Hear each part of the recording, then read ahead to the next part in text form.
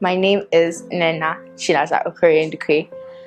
I love to crochet, I played violin, and I'm a Christian.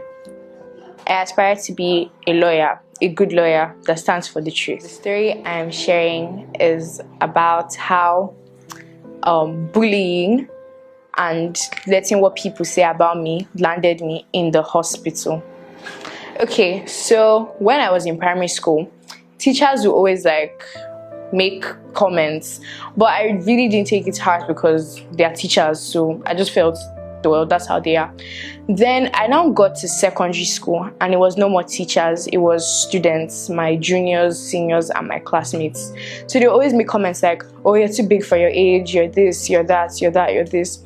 So then I wanted it to stop. I just became fed up with it.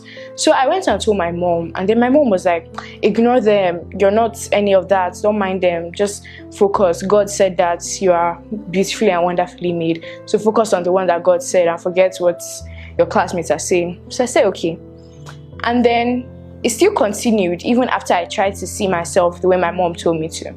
It still continued, and I got fed up with it. So in order for the comments to stop, I stopped eating.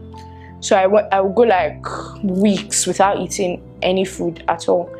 And then my mom found out that I wasn't eating and she was so angry. So she talked to me at the same time. She was trying to not add to my anger about what people were saying. So she talked to me and was like, you need to stop this thing, it's not good, you could get ulcer. But then I was not like, getting ulcer, is it that bad?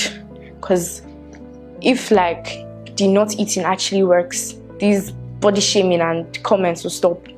So I disobeyed my mom and continued starving myself until one day, a Friday, I woke up to go to school and I could not walk. Normally my stomach would hurt because I knew I wasn't eating, so I would just ignore it and go on. But this one, it was bad. I could not stand up, I could not walk, I was just stuck. But then I didn't want to tell my mom, because if I told my mom, it would be she would know I disobeyed her, because she would pack food for me to take to school, and then I'll throw the food away in school and then come back home and say I ate.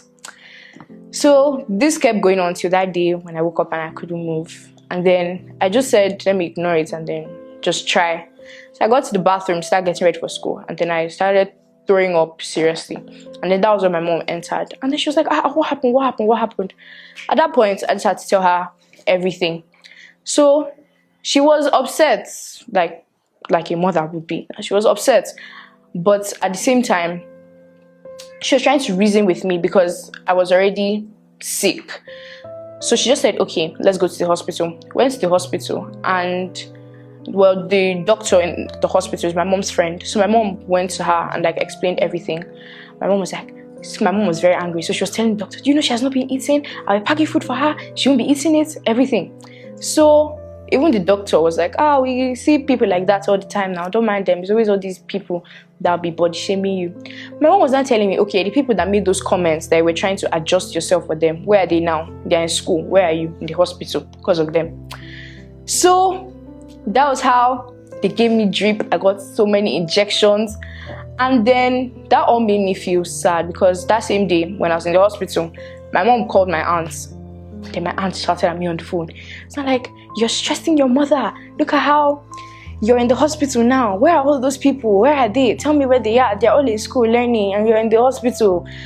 And I had an exam to write on Monday, so it was Friday that I was in the hospital. So my mom was like, can I be better by Monday to write that exam?